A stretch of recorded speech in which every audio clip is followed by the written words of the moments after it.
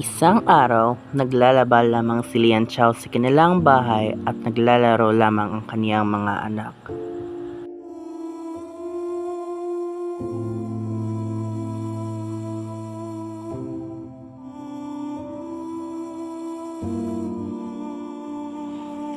Tapos na po ba kayong maglaba? Ako na po ang magsasampayan.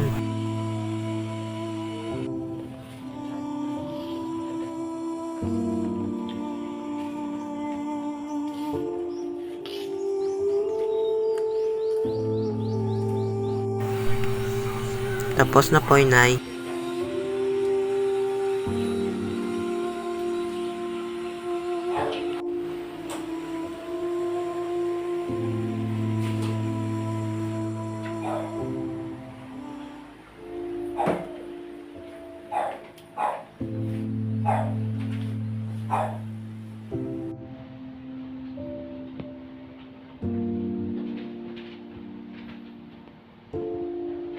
Maya-maya pa, habang naglilinis lamang si Lian Chao sa kanilang bahay, dumating ang kaniyang asawa galit na galit.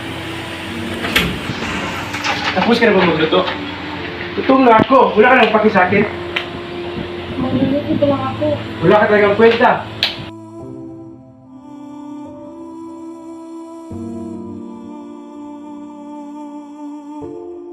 Panginoon, paano ko ito makakaya?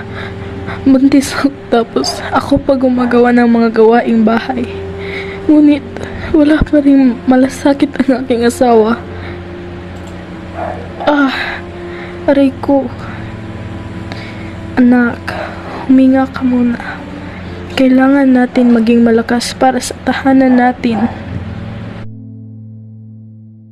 Pumunta si Lian Chao sa kwarto ng kaniyang mga anak pero hindi na ito ginising. Pagkatapos, kumuha siya ng ilaw.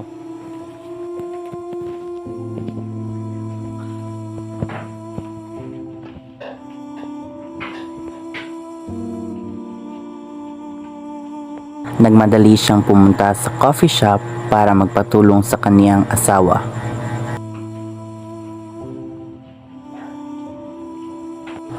Kahit na madilim at mahangin ang labas, ay pumunta pa rin siya sa coffee shop.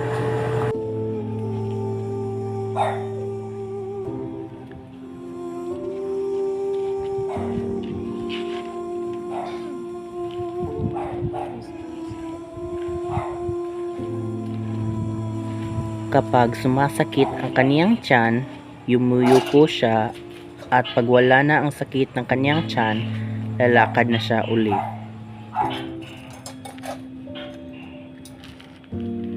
Oras ko ng mga anak, kailangan ko nang pumunta sa hospital.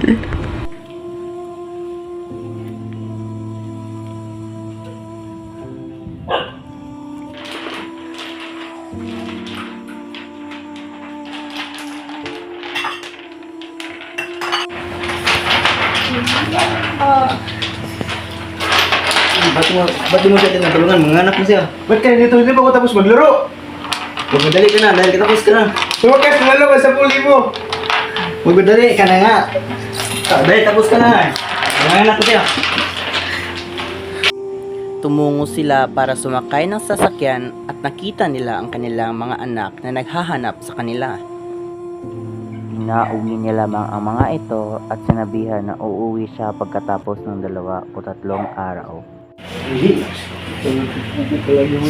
Walang iwan na.